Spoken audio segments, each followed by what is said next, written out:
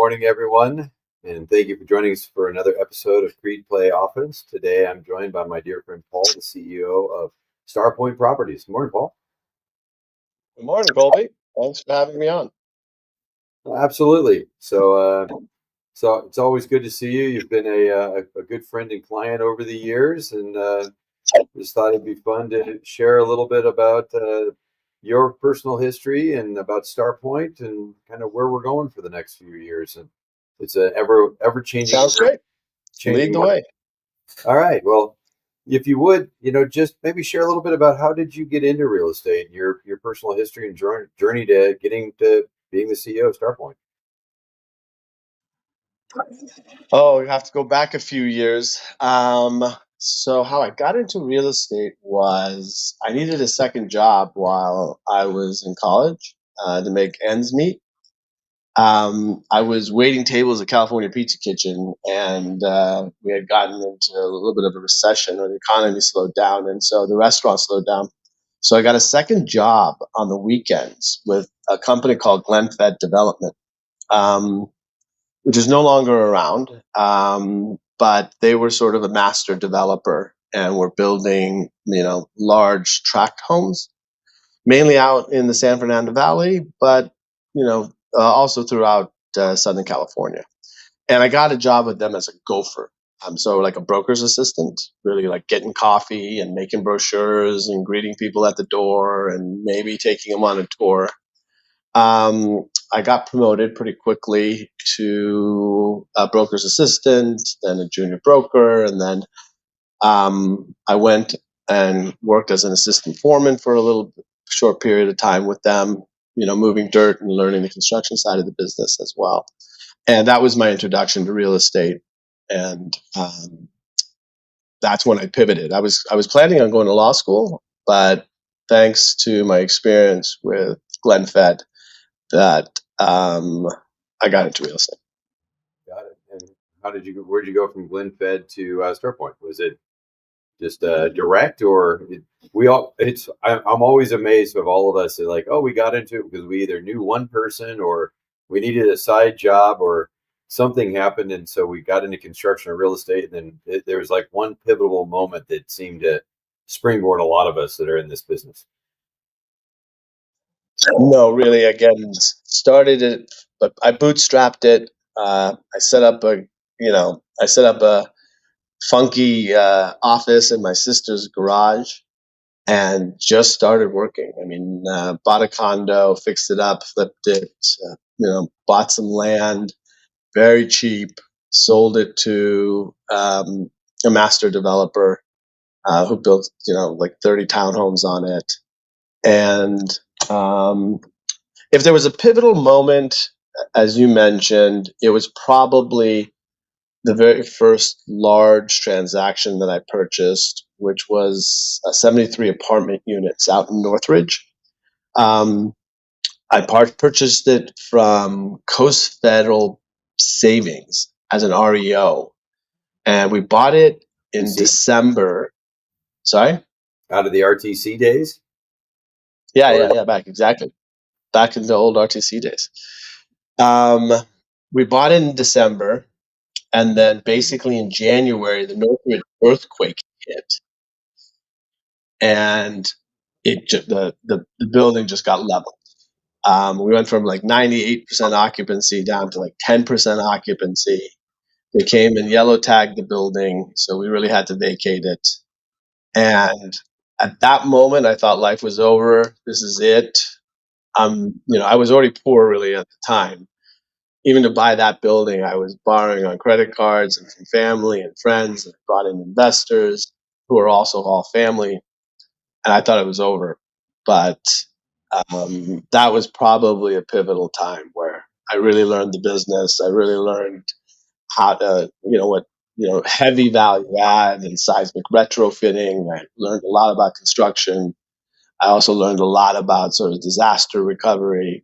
And so it turned out okay at the end, and was sort of, the inflection point for not only me learning the business, but, really becoming StarPoint ended up becoming our core competency ended up being multifamily value add, and that's what really sort of built the firm. Got it. So yeah, maybe give a little background on what StarPoint is today, because I mean, I know you as a a multi-fund company that raises LPs and does a lot of direct investment on existing and ground up, but industrial multifamily. But maybe give a little background on where you are today. Sure. As billion plus in AUM, and pretty well diversified now. We've got a existing multifamily value add strategy. We do have a ground up development strategy, heavily focused on opportunity zones. Those are both in multifamily and industrial, and that's what we do a lot of work with you. And it's been great working with Crede. You guys have been not only a great partner, but really sort of helped fill a void for us, which is deep experience in construction management, which you guys have and we don't. So it's been a great partnership. So yeah, we do have about 4 or 5 ground up developments right now, and then we got a joint venture on retail where we are also doing a little bit of ground up development there as well. So right now, our active strategies really are on the retail and multifamily or the apartment side. And just for everyone listening, is that all GP, or do you typically, will you JV or be I know you don't typically LP, but will you come in and help, somebody that's a new, two brokers that have found some great deals, and you can kind of help prop them up, almost like an emerging manager program, or how are you looking to invest for 2025? Yeah, we primarily act as a GP, and most of our partnerships are single asset joint ventures, and so we do that with a high net worth following, but we also have a few institutional partners as well. Goldman Sachs is an example of one right now, but we've got historically worked with Mitsubishi, General Electric, Key Bank, so it's a mix of high net worth and institutional capital that funds most of our projects. It's been interesting on our side. I mean, you look over the last 2 years. I mean, I'll get past COVID. You kind of COVID hit. We all thought, oh, we're going back into a GFC, or we think there'll be a ton of distress, which is kind of kicked the can down the road in many ways. And then you had interest rate hikes, and so again, we had a lot of us were trying to figure out what's going on with, can we buy, we were buying stuff that was below replacement cost, so it didn't make as much sense to develop. Now we're starting to see interest rates coming in. We actually are starting to see some distress and some banks selling, foreclosing out and selling assets. But is there, and I know it's a little bit of a loaded kind of feeder question to you because you've been so opportunistic, but if you're looking at 2025, is there one opportunity that you see that kind of exceeds the other, or where are you having your team focus right now?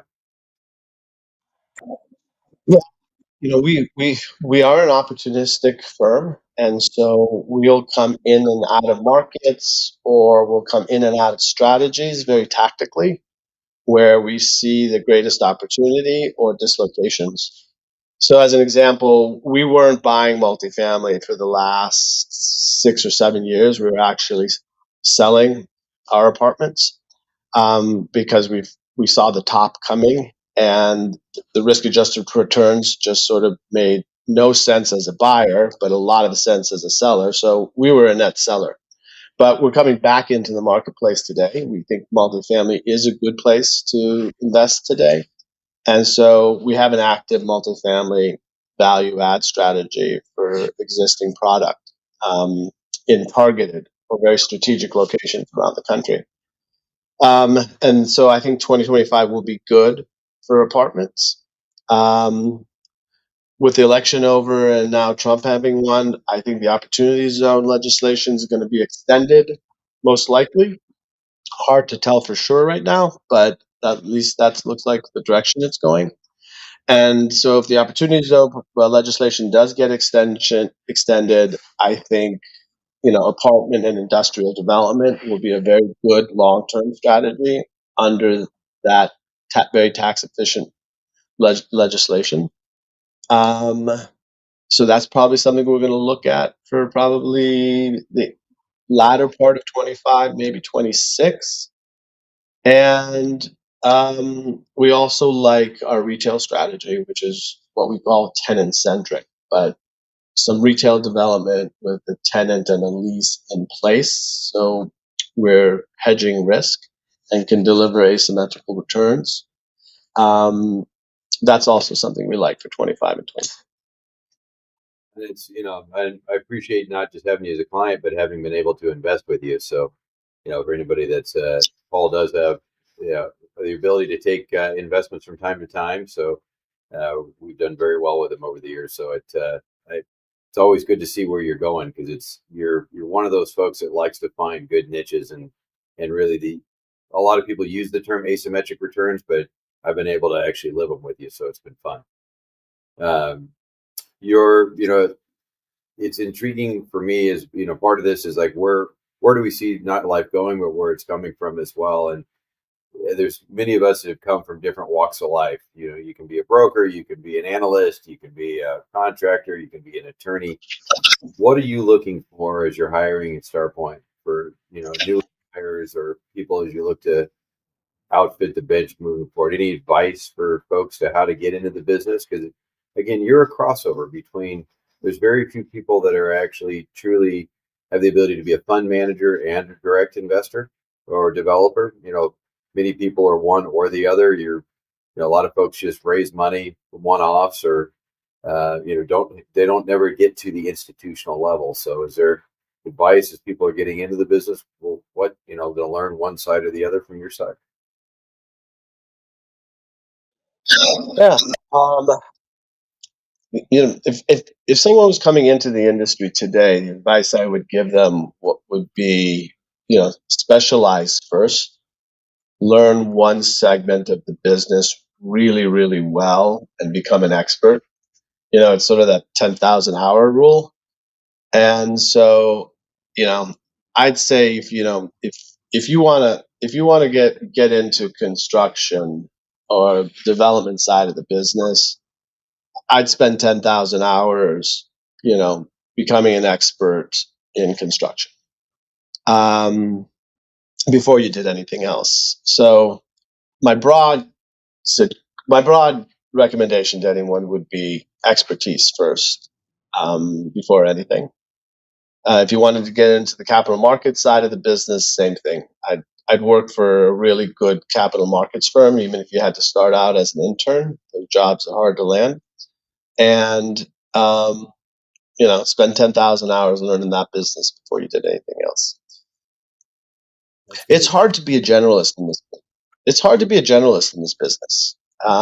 Easy to make mistakes, easy to lose focus and not have a real expertise. And so, if you're going to be more of a generalist, which some firms are, you've really got to have expertise throughout the organization, and especially in all your departments, which we do. But it's hard to build up to that. I agree. And the other thing I think it's hard in our business is everybody thinks everyone makes money in every role.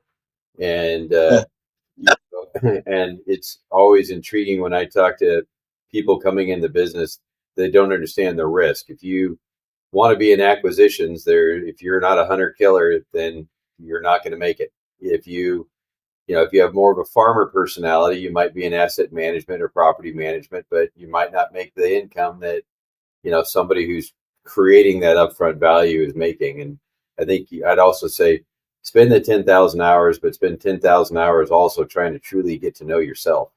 And it's amazing how many people don't do that. Yeah, that's for sure. Identifying your own strengths and being self-aware enough to realize what you're good at and what you also enjoy, and finding that triangulation or alignment. Yeah, that's really important. I agree with you, Colby. Yeah, it's You I think you did that. I mean, I think you did that well.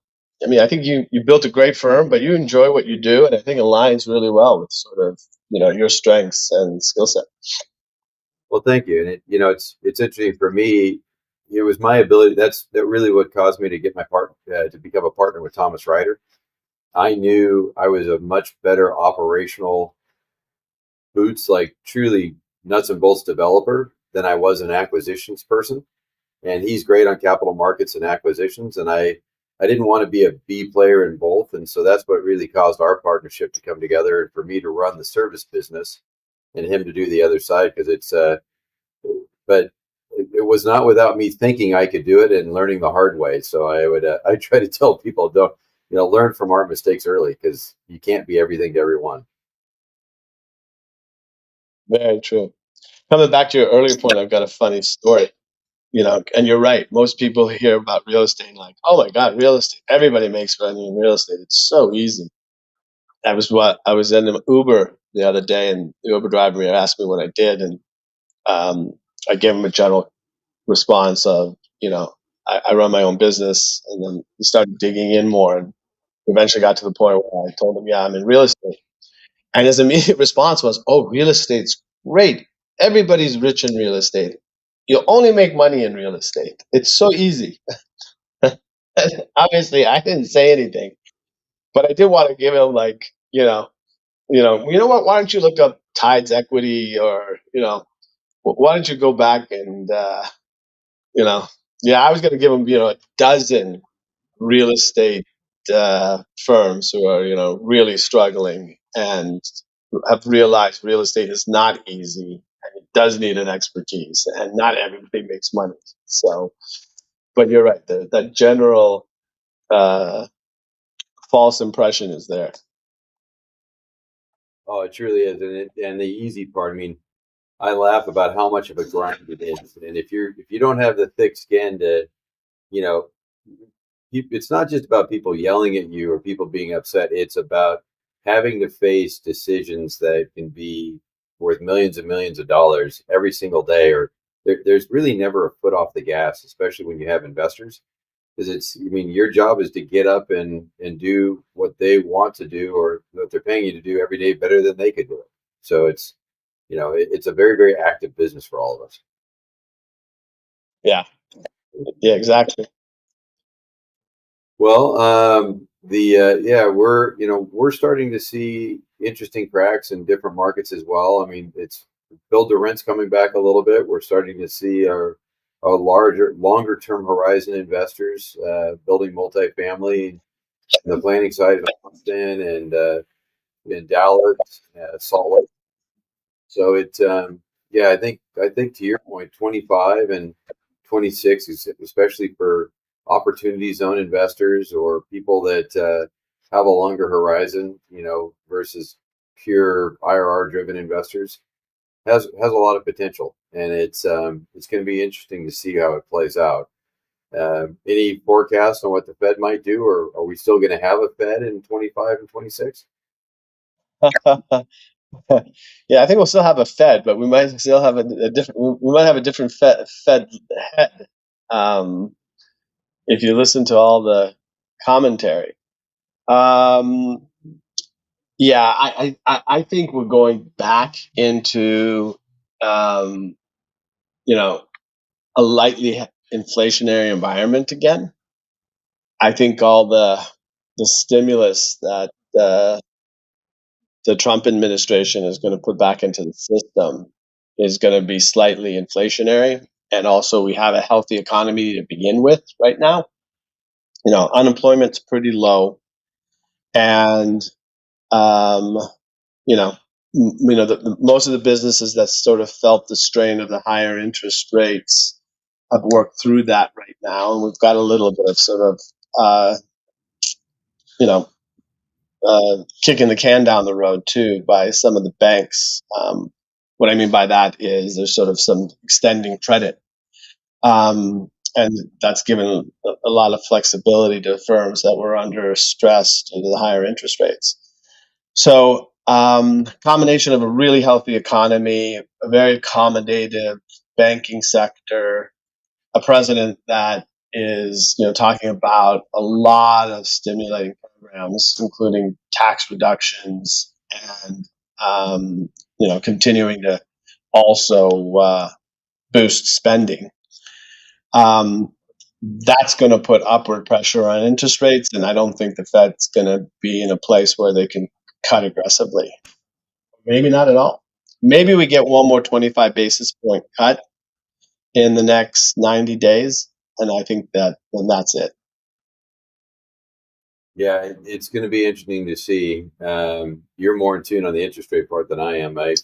We've seen construction material costs bottom out, but we're actually starting to advise a lot of our clients to forward purchase, just because we think 25 and 26 you'll get back to a 2 to 3% cost inflation for materials.